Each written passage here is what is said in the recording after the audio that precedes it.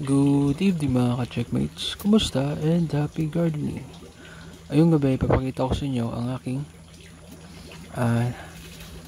mint plant. Alam niyo ba na tubig lang ang nilagay ko dito at sobrang lago. Tingnan nyo. Wow. Ito ay nakalagay sa hydroponics pero tubig lang talaga siya. Sobrang laki ng kanyang mga leaves at sobrang healthy niya. Balik na natin.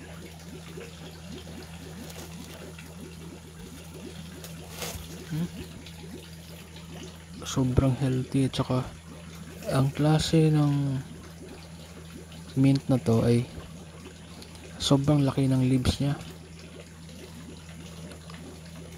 Ito pang isa. Oh.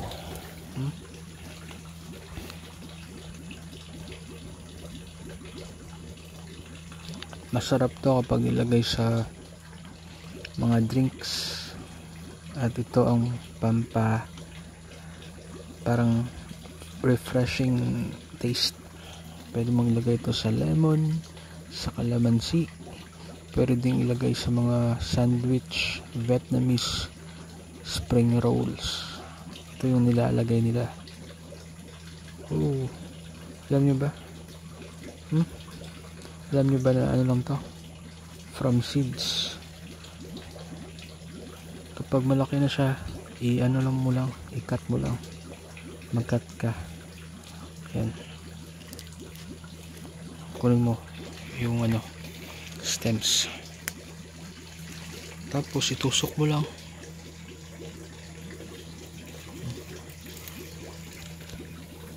Dadami na yan. Itong mint ko, pure water lang talaga to. Walang halong fertilizer.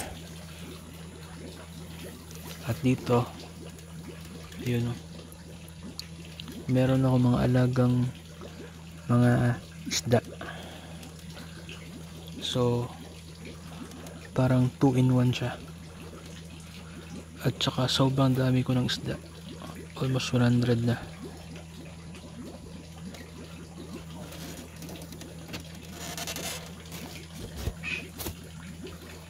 So ito ang ating mint plant.